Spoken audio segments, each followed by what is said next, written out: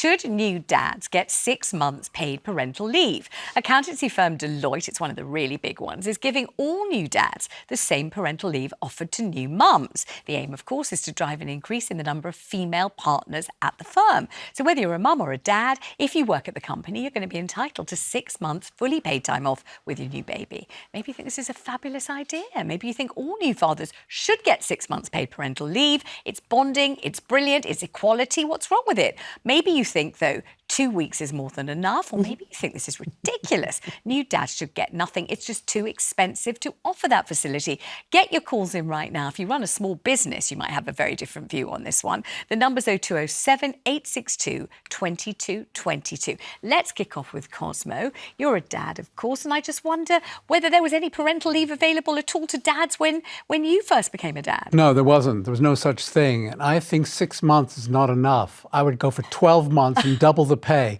because we really have to prod men into this kind of responsibility and concern. It's good for everybody. It's good for moms, and it's very good for men to take on the care of their own children, take a bit of responsibility. So I think it's a wonderful idea. So the way you see this rolling out, Cosmo, is that the mums would have their parental leave, then they'd go back to work, as 75% of mothers working outside the home right now, and then the dads would step in and be in sole charge. Is that the way you see it? Not both parents taking time together? Well, that would depend on the couple. I mean, I think it would be very good to have a man above at the point when the mum is going crazy with the kid and the dad can step in and take over. I think that's good when you have a kind of relay team of baby minding. But it suits other couples at one at a time. Just as the person's getting exhausted, the dad moves in and he takes over. But I think it's a terrific idea. And all these employers, Penny, well, you see, that's where you run a shop, they run a small business, you know, and the dad disappears for 6 months. They've had to let that lady over there go home for 6 months to look after a baby, and it's kind of not their fault that their employees are so fertile, just having babies all the time. And there's nobody there. I remember my dad ran a one-man band underwear business, and I remember the lady, I remember her very clearly. Her name was Eve. I hope she's very well and still flourishing, but she was packing in the warehouse. She had to go off on maternity leave. My dad had to pay for someone else and pay for her. And it was a terrible story. I remember him talking about it to my mum over breakfast and looking seriously worried about it. And also, it does seem to me, I mean, we're talking about Deloitte, which is not one of those poor firms. No, a huge company. It's a huge company, and it's a wealthy company.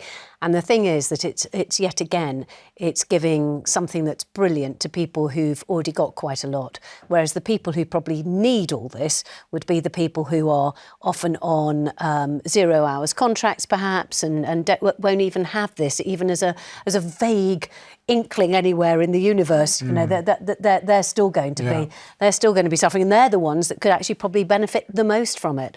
So I suppose, and also, as you say, companies are going to find it difficult. And what you don't want is for companies to think twice about taking on women of a certain age because of the fact that they think that they might go off and have children, and therefore they're going to be stuck with having to pay out for 2 people. I'll just tell you what happened to me. So I gave birth to my first child on a Wednesday evening. My then husband was a junior hospital doctor, and he stayed just to see the baby arrive, and then he disappeared because he was on shift. He didn't even get a single day off, not one day, even the day of birth, as paid parental paternity leave, not one day. And I did not see him again. He didn't come back again till the Friday. So I gave birth on the Wednesday, didn't see him till the Friday. Why not? Because he was working. He didn't dare ask any of the consultants for extra time off just to drive to the hospital, have a look at me and the baby and drive back again. I didn't question it. No one questioned it. Well, we didn't. 39 years ago, it wasn't a thing. But they're still not really questioning it. A lot of men are put off the idea because somehow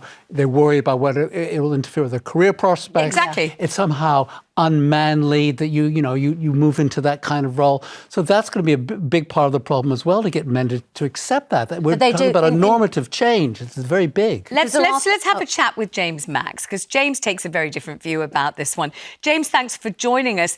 You see my panel here, Cosmo and Penny, basically think it would be a lovely idea if you could just wave a magic wand and all gentlemen could be given at least 6 months paid paternity leave. I think you have a different view. Well, yes, very good afternoon to you all. Wouldn't it be a lovely idea? Yes, it would. But the thing is, there's a cost to governments and employers. There's a cost to workplace disruption. And in fact, what you'd be probably leaning towards, even though nobody wants to admit it, it's what's called unintended hiring bias. So if you're looking at medium or small firms particularly, they'd be looking at the age of, whereas perhaps it's been looking at women, which has really curtailed hiring of women in the workplace and all the equality things that we talk about. In fact, you'll be looking at younger people saying, are they, aren't they? Well, you're not allowed to ask the question. So you'll end up with unintended hiring bias. And then, of course, there's no James, way about what you're saying. You're so terrified of asking the question. You're not even saying what the question is in the most peculiar way. What you mean is that employers might think, well, you're a young gentleman. You look as if you're firing on all cylinders. I don't think I'll give you a job because you're likely to become a father. You look as fertile as hell. Exactly I'm not giving you the job. But you're not actually saying that. You're not making what you're saying clear at all. But that's what you mean. So you're saying that it could work against men who are of childbearing or procreating age, which means all men, doesn't it? Look at Picasso and David Jason and all those ancient dads who managed to sire children in their dotage. What you're saying is it will act against men in the workplace, all of them. The point I was making is that you are not allowed to ask those questions in the employment world. Not that I'm not prepared to say it, I'm absolutely prepared to say it. I'm telling you now, there will be an unintended hiring bias. People will make their decisions based on people's age and their family status. Terrible. But what's even worse is that nobody ever looks at the true cost, because if you are taking time off in your career, there is no way that if you take 6, or as Cosmo says, 12 months off, that it's not going to have an impact on what you can do compared to your colleagues who stay working throughout that time. And you'll end up with a low uptake by men, which is exactly what's happened in Sweden, where they do have extremely generous work offers. So I'm delighted that Deloitte is prepared to do it. They're a big company, they can afford it. But as Penny correctly says, this is actually going to make it, for the people who are genuinely finding it difficult, it's going to probably make it even worse for them. So I don't think that offering 6 months paid leave is a good idea. I don't think it helps our work environment. Do I think paternity leave and flexibility in working is a good idea? Absolutely. But you've got to do it with measure and work out who's going to pay, and also the unintended consequences of your actions. I just want to read you this. Angela is on Facebook and she says, if my husband had been at home for 6 months, he'd be 6 feet under by now. We had our routine down within weeks. Hubby took over when he got in from work and helped massively at weekends. This is the idea, Cosmo, that men are just a hindrance, not really a help. And all they do is stick the pin in the baby when they change the nappy. The baby screams. I've heard this argument and then they before. say they don't know, you know, how they did it. They're really sorry. And all the men who in the middle of the night just prod their wives and say, do get better. Idiot man. This is the image of the comic idiot man who always screws up. And this is a great alibi for men never to do anything. Exactly. I'm an idiot man. I'll leave it to the lady. And I'm just down the pub. But they get better, you know what I mean? and that's the point. You have to let them get on with it, and they don't stick the pin in you the have to baby learn. more than twice. But Cosmo, you did say that you thought paternity leave would prod men into taking more responsibility. You did say that men need to, you know, be the grown-ups in this. They're very good at procreating and, you know, planting the seed of the baby. It's the rest of it they're not necessarily so good at. It's that old thing that women face, what they call the work-life balance. So far, for men, it's all work and very little in the life. I think we've got to bring back the life thing. I mean, yes, you know, it might affect the economy. I don't deny there's problems there. It's complex.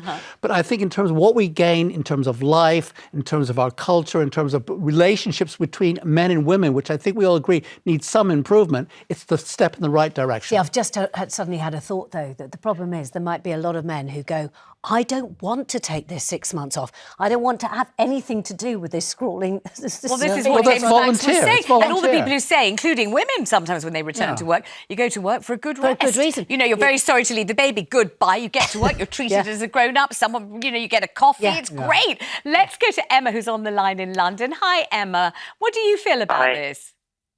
I feel that it should be 6 months between the parents. So it's up to the woman whether she takes it off or the man takes it off, or a mixture of the pair of them. Right. Should be 6 months maternity or paternity leave, one way or the other.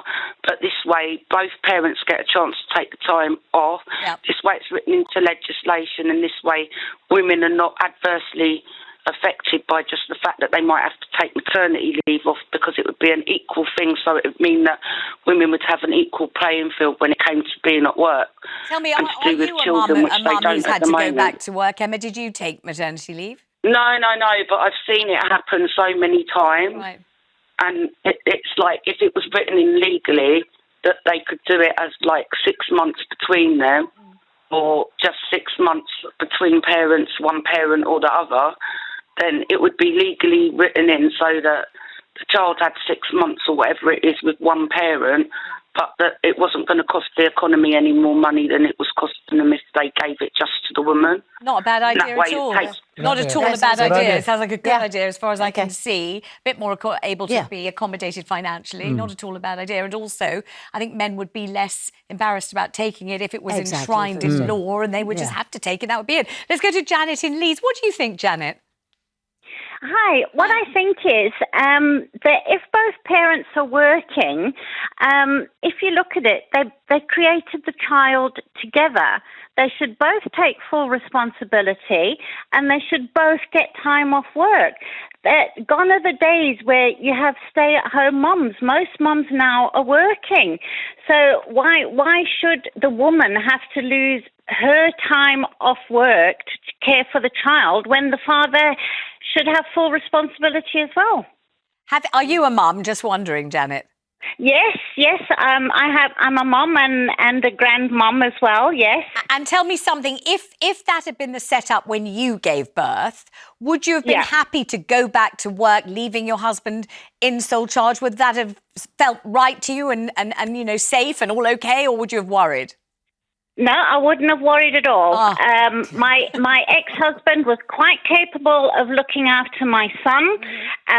It's how we decided to have a child, and we both took care of him. So I would have no problems. I mean, this excuse, men can't look after their babies, that's rubbish. What happens if a mother dies in childbirth? Who's going to look after the baby then? It's going to be the dad. Absolutely true.